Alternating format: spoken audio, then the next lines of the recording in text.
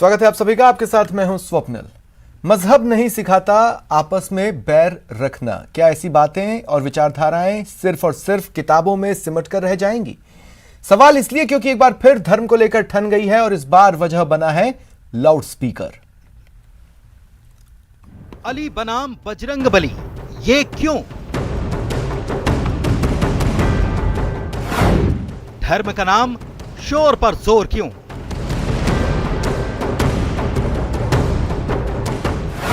Loud speaker पर मचा घमासान। अजान वर्सेस हनुमान, ठीक नहीं ये क्या? ठीक इसलिए नहीं क्योंकि हिंसा से हिंसा को मिटाया नहीं जा सकता, जख्म से जख्म का दर्द घटाया नहीं जा सकता।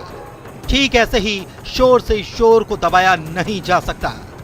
और फिल वक्त जो लड़ाई चल रही है उसे शोर के खिलाफ बताया जा रहा है। शोले उठ रहे हैं, समाज में एक आग लगी है जो धर्म के नाम पर धधक रही है। अब की बार इसकी शुरुआत मुंबई से हुई जो अब यूपी तक पहुंच गई है। देखिए इन दोनों तस्वीरों को। पहले बात धर्म की नगरी वाराणसी की, जहां श्री काशी विश्वनाथ ज्ञान वापी मुक्ति आंदोलन ने ऐलान किया कि वाराणसी में अजान के समय पांचों वक्त हनुमान चालीसा का पाठ लाउड स्पीकर पर किया जाएगा।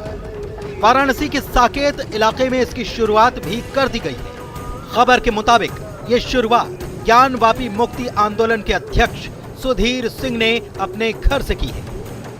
ये तो हुआ वाराणसी का मामला। चलिए अब अलीगढ़ चलते हैं, जहां बीजेपी के स्टूडेंट विंग एबीवीपी भी सुपर एक्टिव मोड में है। बुधवार को ही एबीवीपी ने ऐलान किया कि अलीगढ़ में 21 जगहों पर लाउड स्पीकर लगाया जाएगा और हनुमान चालीसा बजाई जाएगी, और ऐसा हिंदुत्व के प्रचार के लिए किया जाएगा। हम हनुमान चालीसा एवं धार्मिक आयोजन पर होने वाले कार्यक्रमों के लिए उसमें यूज लेंगे। ऐसे 21 चौराहों की लिस्ट हमने एडीएम प्रशासन को दिया है, और उसकी पहले भी हम लोग घोषणा कर चुके हैं कि हम लोग धार्मिक एवं हनुमान चालीसा चलाने के लिए 21 ऐसे चौराहों पर लाउड स्पीकर लगवाएंगे। असम में भी इसी तरह की मांग की जा रही है। उधर महाराष्ट्र में ये मामला लगातार तूल पकड़ता जा रहा है। महाराष्ट्र के अमरावती में सांसद नवनीत राणा ने 13 अप्रैल को करीब 2000 महिलाओं के साथ हनुमान चालीसा का पाठ किया। अजान बनाम हनुमान चालीसा का यह पूरा मामला महाराष्ट्र से ही शुरू हुआ था। दरअसल मनसे प्रमुख राज ठाकरे ने धमकी दी थी कि मस्जिदों से लाउड स्पीकर हटाए जाने चाहिए। हे भोंगे लागतील त्याच्या दुप्पट समोर स्पीकर लावायचे आणि हनुमान चालीसा लावायचा। शोर के खिलाफ राज ठाकरे के इस ऐलान को अनुराधा पौडवाल ने भी हवा दे दी। एक टीवी डिबेट में उन्होंने कहा कि मैं मध्य पूर्व के देशों की यात्रा कर चुकी हूँ, वहाँ लाउड स्पीकरों के इस्तेमाल पर बैन है। जब मुस्लिम देश भी इसे प्रोत्साहित नहीं कर रहे हैं तो फिर भारत में इसकी क्या जरूरत है? अनुराधा पौडवाल से पहले साल 2017 में गायक सोनू निगम भी लाउड स्पीकर पर अजान के खिलाफ बयान दे चुके हैं। हालांकि अपने ट्वीट को लेकर सोनू निगम को ट्रोल होना पड़ा और आखिर में उन्होंने अपना ट्वीट ही डिलीट कर लिया। सवाल है कि कब तक आवाज दबाई जाएगी। सुप्रीम कोर्ट ने साल 2005 में जो आदेश दिया था उसके मुताबिक सार्वजनिक स्थल पर रात 10 बजे से सुबह 6 बजे तक शोर करने वाले उपकरणों पर पाबंदी लगाई हुई है। फिर इस आदेश को लागू क्यों नहीं कराया जा रहा? ध्वनि प्रदूषण को लेकर दिए गए सुप्रीम कोर्ट के इस आदेश को अगर सभी लोग मान लेंगे तो न अजान से परेशानी होगी, न ही हनुमान चालीसा का show. Bureau report, news 18 network.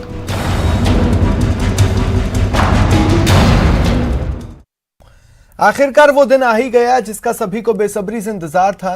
Ranbir Kapoor और आलिया भट्ट शादी के पवित्र बंधन में बंध गए हैं। कपल की शादी मीडिया पर छाई हुई है।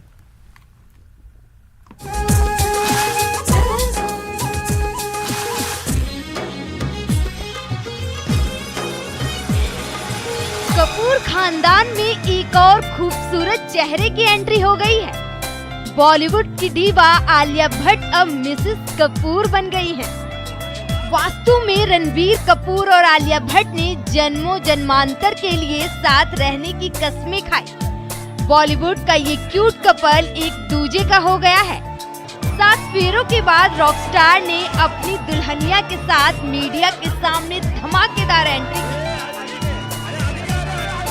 और फैंस का अभिवादन स्वीकार किया। इसके बाद रणबीर ने आलिया को गोद में उठाकर अपने बेशुमार प्यार का इजहार किया। शाही लिबास में रणबीर और आलिया परफेक्ट कपल लग रहे हैं। आलिया ने पिस्टल कलर का लहंगा पहना, वहीं रणबीर पर भी पिस्टल शेरवानी खूब भप रही है। आलिया का हेयर स्टाइल बाकी बॉलीवुड की ब्राइड से हट के दिखा। बॉलीवुड के हॉट कपल की शादी की पहली झलक देखने के लिए हुजूम उमड़ पड़ा। वहीं सोशल मीडिया पर भी रॉकस्टार और डीवा को शुभकामनाएं भेजी जा रही हैं। इस वक्त हम रणबीर कपूर के घर के बाहर मौजूद हैं। वासु इस घर का नाम है, जहां पे आज रणबीर कपूर और आलिया भट्ट की आखिरकार शादी हो ही गई। ये वो वेन्यू है जहां पे कई सारे गेस्ट न केवल भट्ट फैमिली से बल्कि कपूर खानदान के भी जितने क्लोज लोग हैं वो यहाँ पे शादी अटेंड करने आए थे। शादी अब हो चुकी है फाइनली। ये जो कपल है वो ऑफिशियल मैरिड है और यहाँ पे एक पब्लिक अपीयरेंस के लिए, मीडिया के लिए रणबीर कपूर और आलिया भट्ट तकरीबन 60 सेकंड के लिए यानी कि 1 मिनट के लिए वो यहाँ पे रुके, अपना लुक दिया, क्योंकि सुबह से ही न जाने कितने मीडिया वाले, कितने पेपराजी मुंबई में और साथ ही फैंस भी यहाँ पे एक ग्लिम्स देखने के लिए रुके हुए थे कि एक झलक दोनों एक्टर्स की देखने को मिल जाए। शादी के बाद बहुत ही प्यारा ये जोड़ा लग रहा था और फाइनली सबको संतुष्टि हुई जब उन्होंने रणबीर कपूर और आलिया भट्ट को एक साथ देखा। कई सारे लोग यहाँ पे आए हुए हैं, जैसा कि आप तस्वीरों में देख सकते हैं कि न केवल मीडिया वाले यहाँ मौजूद थे बल्कि काफी सारे फैंस भी यहाँ पे आए थे जो न केवल मुंबई शहर से ताल्लुक रखते हैं बल्कि दूर दिल्ली से भी 2 घंटे दूरी है अगर फ्लाइट से देखा जाए तो वहां से भी यहाँ पे लोग आए हैं केवल एक झलक देखने के लिए। इसी के साथ अगर घर के बाहर डेकोरेशन की बात की जाए तो ये पाली हिल का इलाका है मुंबई में और ये देख सकते हैं पूरा इसको सजाया गया है, पूरी तरीके से इसको लाइटिंग से भर दिया गया है क्योंकि आज का दिन बहुत ही महत्वपूर्ण था रणबीर कपूर, आलिया भट्ट और उनकी फैमिली के लिए। Nikhil Lakhwani for network 18। आजादी के बाद देश की अगुवाई कैसे हुई, कैसे समय समय पर आई चुनौतियों से उस समय के प्रधानमंत्रियों ने देश को निकाला, ये सब जानकारी अब आपको किताबों के अलावा बड़े ही दिलचस्प तरीके से संग्रहालय के जरिए मिल सकेगी। इसके लिए प्रधानमंत्रियों को समर्पित एक संग्रहालय का पीएम मोदी ने उद्घाटन किया।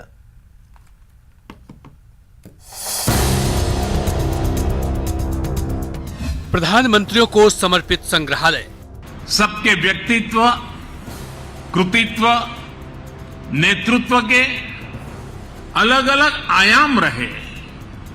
ये सब लोक स्मृति की चीजें हैं। प्रधानमंत्रियों का जीवन प्रेरणा स्रोत, विशेषकर युवा वर्ग, भावी पीढ़ी सभी प्रधानमंत्रियों के बारे में जानेंगी तो उन्हें प्रेरणा मिलेगी। पीएम मोदी ने खरीदा पहला टिकट।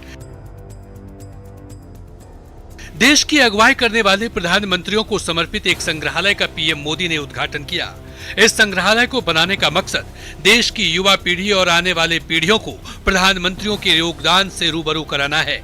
इसके लिए आजादी से अब तक के प्रधानमंत्रियों की जीवन शैली, उनके उपयोगी सामान और उनके फैसलों से जुड़े दस्तावेजों को संग्रहालय में संजोया गया है।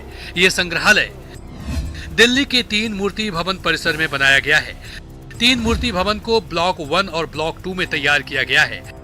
दोनों ब्लॉकों का कुल क्षेत्रफल 15,600 वर्ग मीटर है। इसके डिजाइन में टिकाऊ और एनर्जी सेविंग का ध्यान रखा गया है। नेहरू संग्रहालय को बदलकर बने इस पीएम संग्रहालय में देश की आजादी के संघर्ष और आजादी के बाद प्रधानमंत्रियों के कार्यकालों को बड़े ही रोचक तरीके से प्रस्तुत करने की व्यवस्था की गई है। इसके लिए प्रधानमंत्री संग्रहालय में कुल 43 गैलरीज तैयार की गई है। इनमें महत्वपूर्ण पत्राचार, कुछ व्यक्तिगत सामान, उपहार, सम्मान, पदक, स्मारक टिकट और सिक्के, दूरदर्शन, फिल्म डिवीजन, संसद टीवी, रक्षा मंत्रालय, मीडिया हाउस, प्रिंट मीडिया, विदेशी समाचार एजेंसियों और विदेश मंत्रालय के लिए दस्तावेज रखे गए हैं। साथ ही जानकारी को आसान और रोचक बनाने के लिए hologram, virtual reality, augmented reality, multi touch, multimedia, interactive kiosk, कंप्यूटरीकृत काइनेटिक मूर्तियां, स्मार्टफोन एप्लीकेशन और इंटरैक्टिव स्क्रीन। प्रधानमंत्रियों से संबंधित दुर्लभ तस्वीरें, भाषण, साक्षात्कार, मूल लेखन जैसी स्मरणीय वस्तुएं रखी गई। प्रधानमंत्री संग्रहालय पीएम मोदी की परिकल्पना का हिस्सा है, जिसे आजादी के अमृत महोत्सव के तहत बाबा साहेब भीमराव अंबेडकर की जयंती के मौके पर देश को समर्पित किया है। ये देश के प्रधानमंत्रियों के जीवन और उनके योगदानों के जरिए आजादी के बाद के भारत की कहानी बयां करता है, जिससे देश को आगे के लिए नेतृत्व, दूरदृष्टि, संवेदनशीलता और प्रेरणा मिले। Bureau report, news 18 network.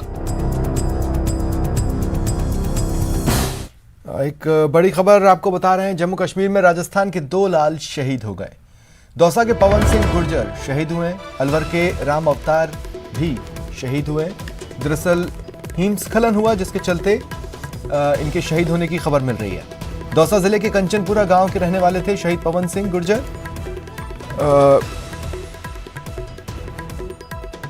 देश की रक्षा के लिए जिन इलाकों में सेना के जवानों को तैनात होना पड़ता है, वहां पर कितनी विषम परिस्थितियां होती हैं, ये किसी से छिपा नहीं है।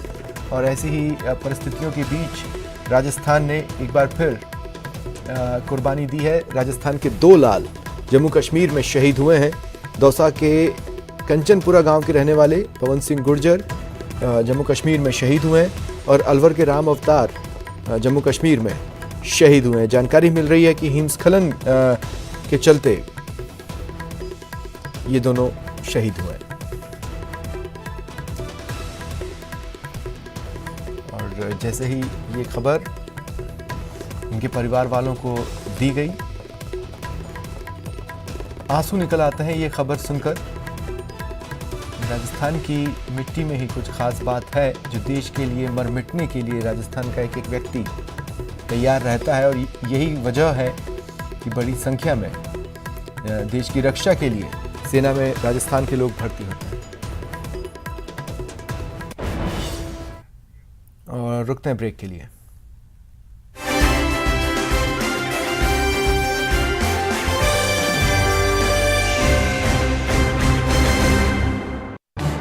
इस न्यूज हेडलाइंस के प्रायोजक पेट सफा आयुर्वेदिक जूस, पेट सफा हर रोग दफा।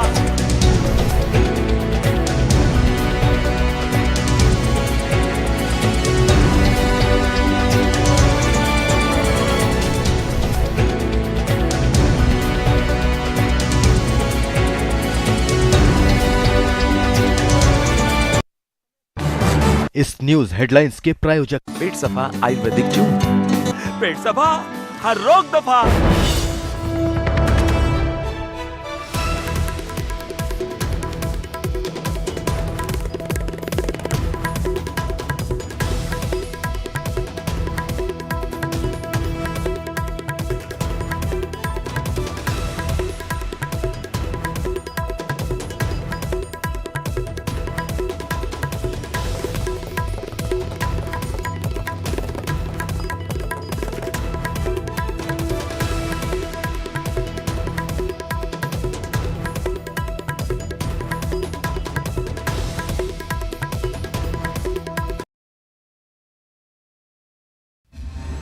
अंबेडकर के बहाने बीजेपी पर प्रहार।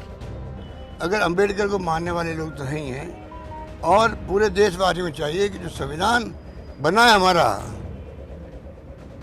उसको पूरे दुनिया उसको सम्मान की दृष्टि से देखती है। हमारे संविधान की जो मूल भावना है, पूरी दुनिया के सब मुल्क उसकी कद्र करते हैं और ये उसकी धज्जियां उड़ा रहे हैं। खाली दिखावा के लिए अंबेडकर का नाम लेते हैं। सीएम गहलोत का बीजेपी पर तंज। तेजस्वी सूर्या, नाम तो तेजस्वी सूर्या, और यहाँ पर आप देखिए किस काम के लिए आए, आप बताइए।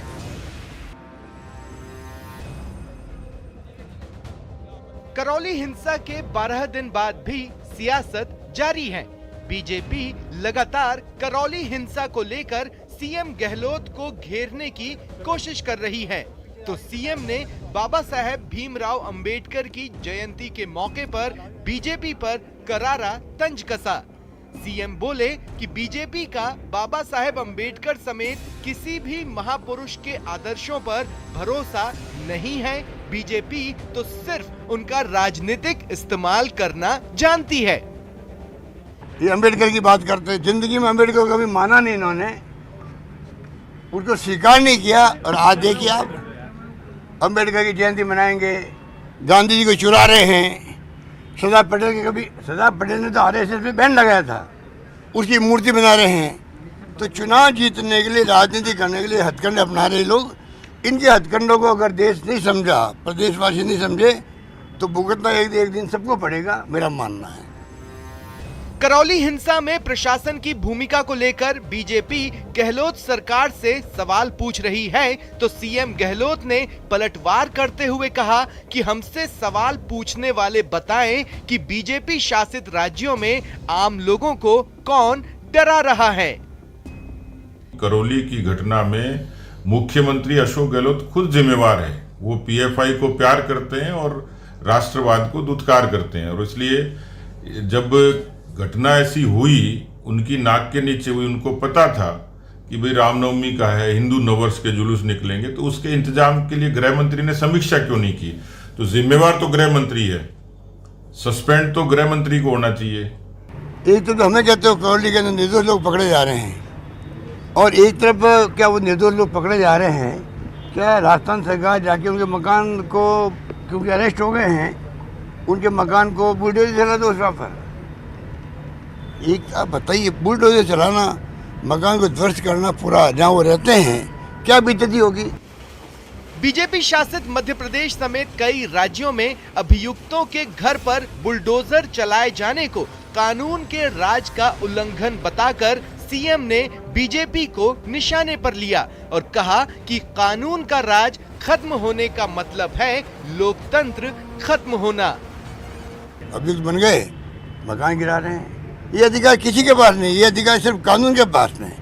कानून अपना काम करे, उसके अंतर्गत आप कुछ भी करो, कोई दिक्कत नहीं है। कानून का राज नहीं रहेगा तो सबको भुगतना पड़ेगा एक न एक दिन। आज जो खुश हो रहे हैं ना, हो सकता है उनको भी भुगतना पड़े, क्योंकि कानून का राज से देश चलता है, प्रदेश चलते हैं, शासन चलता है, उसकी धज्जियां उड़ा रहे लोग। सीएम गहलोत बोले कि उनकी सरकार महात्मा गांधी और बाबा साहेब अंबेडकर के सिद्धांतों पर काम करती है, लेकिन कुछ ऐसे भी लोग हैं जो बात तो बाबा साहेब की करते हैं, लेकिन उनके बनाए संविधान की धज्जियां उड़ाने का मौका नहीं चूकते। Bureau report, news 18 Rajasthan. This fight has only begun. ये लड़ाई अब शुरू हुई है गहलोत जी। देखते रहिए आपका हालत क्या होगा, युवा मोर्चा का लड़ाई कैसे लड़ेगा। करौली प्रदर्शन पर घिरे तेजस्वी सूर्या। पहले उन्होंने बड़े मीठेपन से बात करी और फिर पुलिस के साथ धक्का मुक्की। देखिए, पुलिस के साथ धक्का मुक्की करना तो जवाब निश्चित मिलेगा, चाहे वो किसी पार्टी का आदमी हो, चाहे किसी जाति का हो, चाहे किसी धर्म का। तेजस्वी सूर्या की गिरफ्तारी की उठी मांग। ये हम पॉलिटिकल लोग हैं, ये प्रशासन का काम बनता है। ऐसे लोग जो गलत स्टेटमेंट दे रहे हैं, अखबारों में सस्ती लोकप्रियता कर रहे हैं, कानून काम करना चाहिए। करौली हिंसा पर कौन कर रहा है सियासत? संप्रदाय का सद्भाव बिगाड़ने वाली सरकार।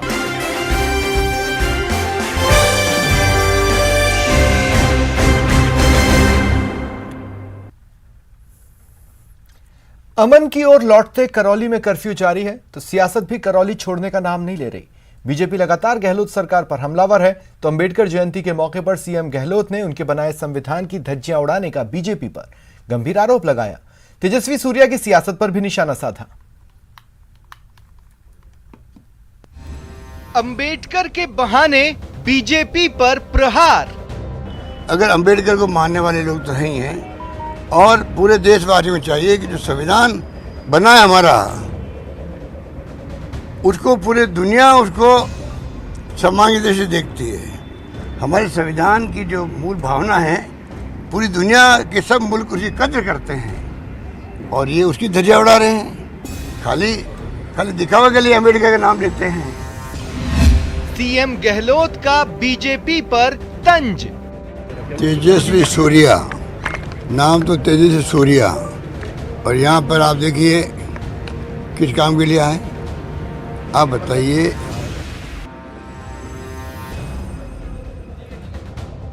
करौली हिंसा के 12 दिन बाद भी सियासत जारी है। बीजेपी लगातार करौली हिंसा को लेकर सीएम गहलोत को घेरने की कोशिश कर रही है। तो सीएम ने बाबा साहेब भीमराव अंबेडकर की जयंती के मौके पर बीजेपी पर करारा तंज कसा। सीएम बोले कि बीजेपी का बाबा साहेब अंबेडकर समेत किसी भी महापुरुष के आदर्शों पर भरोसा नहीं है। बीजेपी तो सिर्फ उनका राजनीतिक इस्तेमाल करना जानती है। ये अंबेडकर की बात करते हैं, जिंदगी में अंबेडकर को कभी माना नहीं इन्होंने, उसको स्वीकार नहीं किया। और आज देखिए आप अंबेडकर की जयंती मनाएंगे, गांधी जी को चुरा रहे हैं। सरदार पटेल के कभी सरदार पटेल ने तो आरएसएस में बैन लगाया था, उसकी मूर्ति बना रहे हैं। तो चुनाव जीतने के लिए, राजनीति करने के लिए हथकंडे अपना रहे लोग। इनके हथकंडों को अगर देश नहीं समझा, प्रदेशवासी नहीं समझे, तो भुगतना एक दिन सबको पड़ेगा, मेरा मानना है। करौली हिंसा में प्रशासन की भूमिका को लेकर बीजेपी गहलोत सरकार से सवाल पूछ रही है, तो सीएम गहलोत ने पलटवार करते हुए कहा कि हमसे सवाल पूछने वाले बताएं कि बीजेपी शासित राज्यों में आम लोगों को कौन डरा रहा है। करौली की घटना में मुख्यमंत्री अशोक गहलोत खुद जिम्मेवार है। वो पीएफआई को प्यार करते हैं और राष्ट्रवाद को दुत्कार करते हैं, और इसलिए जब घटना ऐसी हुई, उनकी नाक के नीचे हुई, उनको पता था कि भाई रामनवमी का है, हिंदू नववर्ष के जुलूस निकलेंगे, तो उसके इंतजाम के लिए गृह मंत्री ने समीक्षा क्यों नहीं की? तो जिम्मेवार तो गृह मंत्री है, सस्पेंड तो गृह मंत्री को होना चाहिए। एक तो हमें कहते हो करौली के अंदर निर्दोष लोग पकड़े जा रहे हैं, और एक तरफ क्या वो निर्दोष लोग पकड़े जा रहे हैं, क्या राजस्थान सरकार जाके उनके मकान को, क्योंकि अरेस्ट हो गए हैं, उनके मकान को बुलडोजर चला दो उस पर। एक आप बताइए, बुलडोजर चलाना, मकान को ध्वस्त करना पूरा जहाँ वो रहते हैं, क्या बीतती होगी। बीजेपी शासित मध्य प्रदेश समेत कई राज्यों में अभियुक्तों के घर पर बुलडोजर चलाए जाने को कानून के राज का उल्लंघन बताकर सीएम ने बीजेपी को निशाने पर लिया और कहा कि कानून का राज खत्म होने का मतलब है लोकतंत्र खत्म होना। अभियुक्त बन गए, मकान गिरा रहे हैं, ये अधिकार किसी के पास नहीं, ये अधिकार सिर्फ कानून के पास में। कानून अपना काम करे, उसके अंतर्गत आप कुछ भी करो, कोई दिक्कत नहीं है। कानून का राज नहीं रहेगा तो सबको भुगतना पड़ेगा एक न एक दिन। आज जो खुश हो रहे हैं ना, हो सकता है उनको भी भुगतना पड़ेगा, क्योंकि कानून का राज से देश चलता है, प्रदेश चलते हैं, शासन चलता है, उसकी धज्जियां उड़ा रहे लोग। सीएम गहलोत बोले कि उनकी सरकार महात्मा गांधी और बाबा साहेब अंबेडकर के सिद्धांतों पर काम करती है, लेकिन कुछ ऐसे भी लोग हैं जो बात तो बाबा साहेब की करते हैं, लेकिन उनके बनाए संविधान की धज्जियां उड़ाने का मौका नहीं चूकते। Bureau report, news 18 Rajasthan.